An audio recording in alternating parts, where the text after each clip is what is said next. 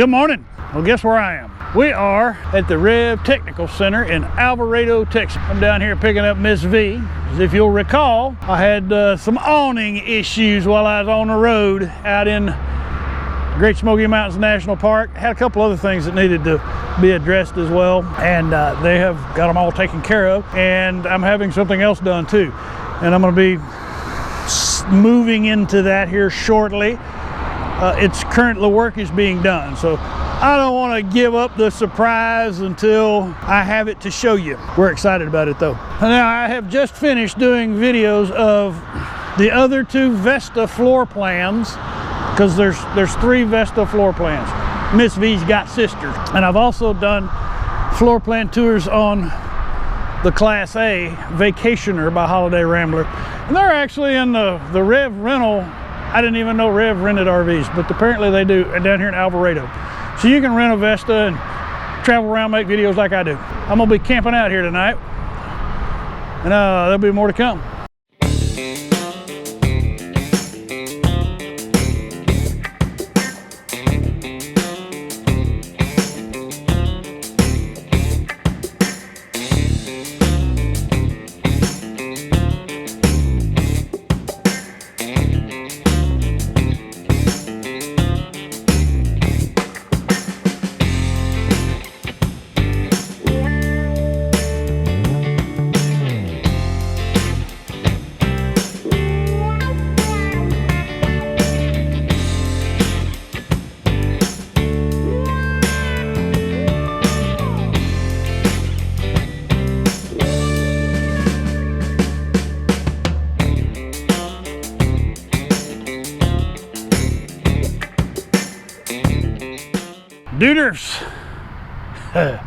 Duders. When I bought the domain duderv.com, I received a call from every web development guy in India. I'm calling about duderv.com. Duderv.com. All right, so you're Duders now. All right, Duders. Last segment you just saw, that was Thursday, and I shot it at the REV Technical Center in Alvarado, Texas. It is now Sunday. I'm back at the REV Technical Center in Alvarado, Texas. I didn't get to leave for very long. I was here all day Thursday. I left Friday morning about 10 o'clock after everything was done. And there's air quotes right there. Everything was done. One of the things I'm going to show you is one of the reasons that we were here, or we were doing it while we were here anyway. Whatever. All right, so this is where I camped Thursday night, here in the REV Technical Center parking lot campground. It's the loudest parking lot I've slept in. Is that big metal building right there bounces the sound off the freeway back, and anyway, not complaining. If you're coming here, just be advised it's 50 amp plugs only, so you got to get a dog bone if you have a 30 amp. All right, one of the things that we had done to Ms. V while we were here, if you were paying attention, when we left to go to North Carolina, you saw the new pickup in the driveway. That's right, we have a new pickup. We got rid of the 250, got into a 150, 2018 extended cab. I put a topper on it. It's all aluminum body, which means it weighs 700 pounds less than the steel bodied. It has an EcoBoost twin turbo 6-cylinder motor. It gets 21 miles to the gallon. It's my daily driver, but while we were here, we had the technicians install the Demco tow bar set up. Now, I personally have never, well, we're getting moisture on the lens. Hold on, there, that's better. Got the moisture off. All right, so I got to put my face in the wind. So I've never used a tow bar to pull, I've never flat towed anything behind an RV, because this is my first motor coach. This is so simple. We have a base plate, a breakaway for the emergency braking system, and if you're going out west, most states mandate that, but man, if you're towing 4,000, 5,000 pounds worth of vehicle, you really want to have that anyhow. The tow bar stows, and I'll shoot a video of that as soon as I get it stowed, because I got to leave Ms V here. We didn't get all the things sorted out yet. But this has a braking, the truck actually has a braking module that we're going to review as soon as they get back to the base camp. Maybe the weather will be a little better. But I wanted to give you the look, the perspective.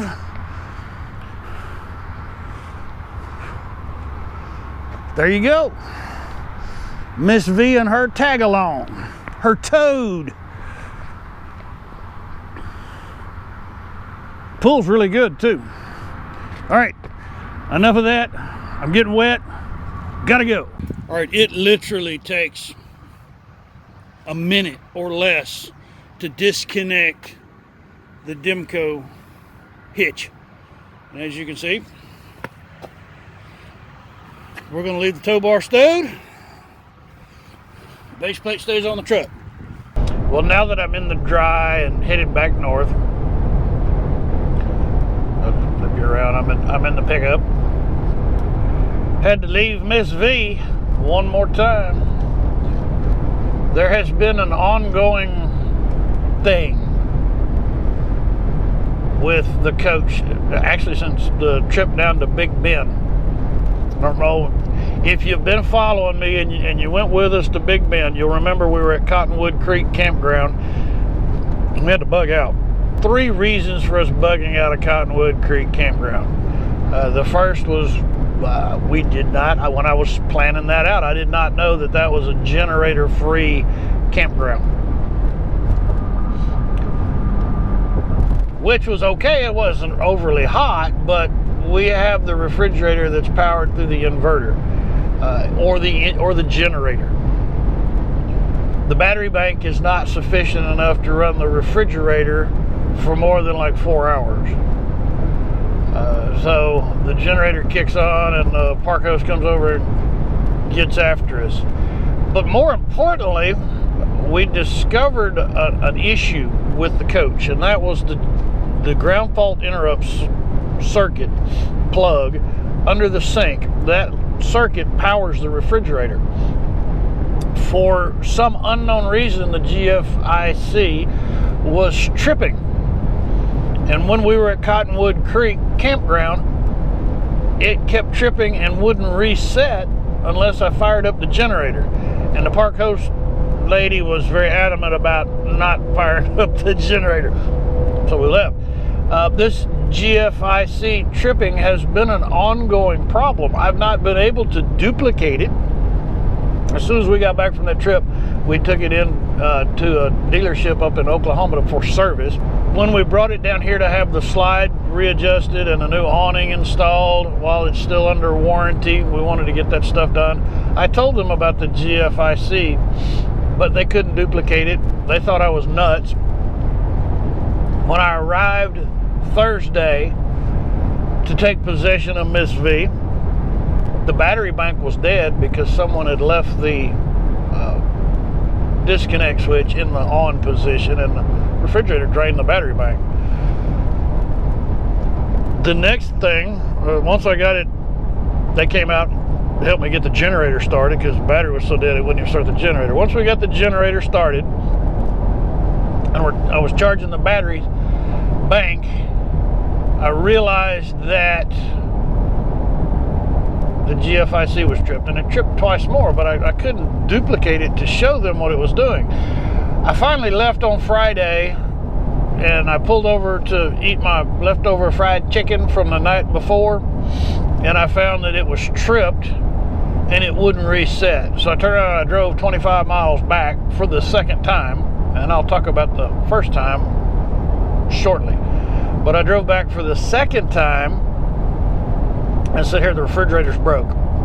It's not working, fix it. And so they spent 3 hours trying to figure out what was going on. And they said, you're just gonna have to leave it with us so that we can invest the time, because no one has ever seen this before and we can't figure it out. So that's why we left Ms V again.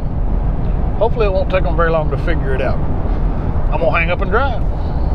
Let's take a look at the equipment that we installed that allows us to flat tow the F-150. Now, if you're thinking about flat towing a vehicle, be mindful, most of your modern vehicles cannot be flat towed without damage to the transmission.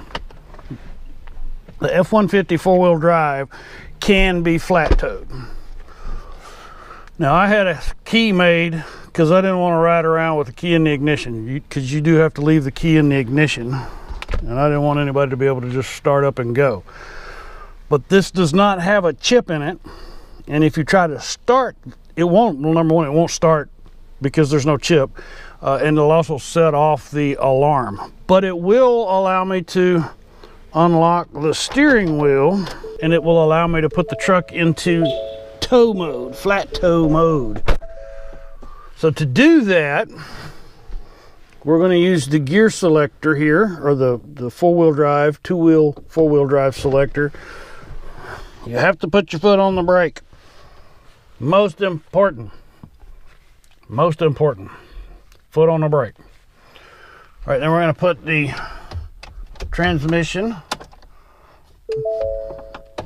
into neutral. Okay, and then we're going to turn our gear selector to 4 low and back to 2 high. We're going to go back and forth 5 times, 7 seconds. You don't want to go too fast, so about like that. And you'll see up here,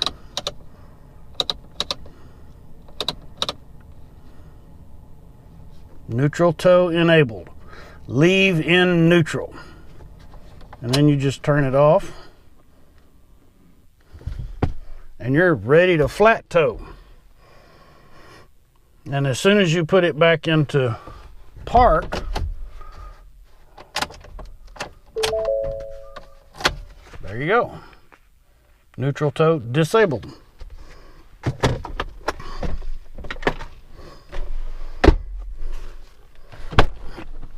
All right. Now the equipment that allows us to flat tow, we'll start over here. If you're going west of Texas out into Colorado and New Mexico and Arizona, most of those states require that you have a secondary braking system on your towed vehicle. First is a breakaway. If that pin pulls out, it will engage the braking system. We're using the Stay and Play Duo by Demco. This actually uses 2 different feeds. One is an inertia damper, so when there's actually a braking event, it senses that. If there's a hard brake, it really kicks in. It also picks up feed from the tail lights on the motorhome.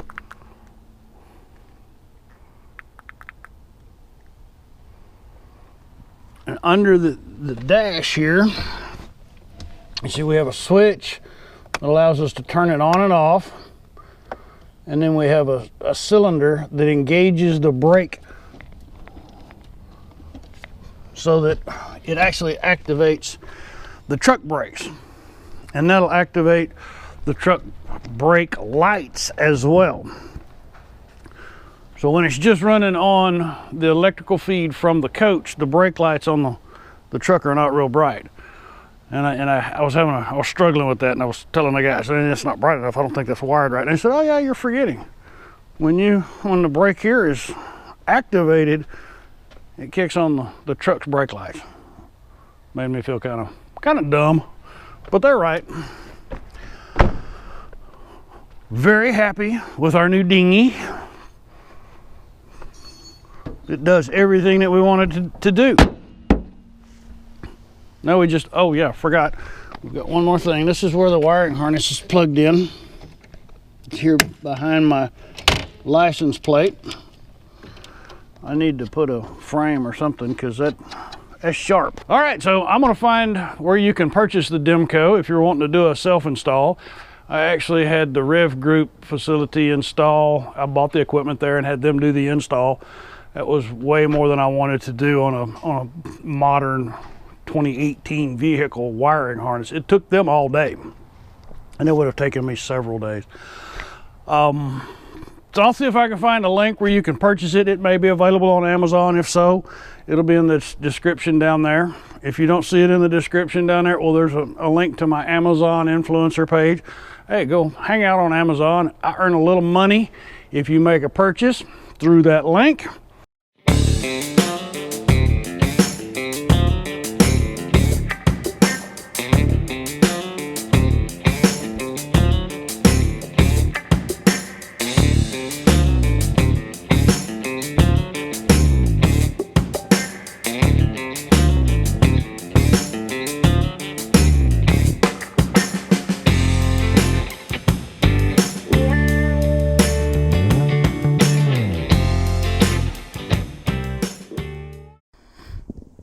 We're now unloaded. You can see it's nothing real fancy. A couple sheets of plywood. I just made a little pocket. And the ramp has a piece of angle iron on the end just to act as a lip. It didn't need to be too substantial. I took a router and cut some grooves. That way the front wheel has traction and a handle with which to grab hold.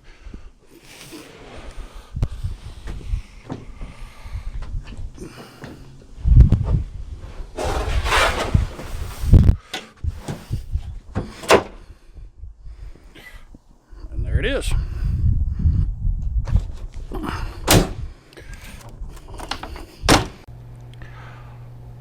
So there you have it, the new dinghy, pickup, towed, alternate vehicle. There you have it, the new F-150, our dinghy. Braking system by Demco, tow bar by Demco, loading ramp and storage by Bob Barker. Hey, if you've enjoyed what I've done, give me one of those thumbs up. If you thought it could use some improvement, well, you can do the thumbs down. But if you do that, post a comment down there in the down there, and let me know what I can do better. The most important thing for me is to subscribe. Click on the subscribe button and the bell. Got lots of videos coming up. As soon as we get Ms V back, we'll be back on the road to fun and adventure. For those of you who've been following and have already subscribed, thank you so much. I'm truly honored. I really am. I laugh because it boggles my mind. Anyway, thank you so much. Have a great day. Stay tuned for more fun and adventure with To Tow RV. Bye now.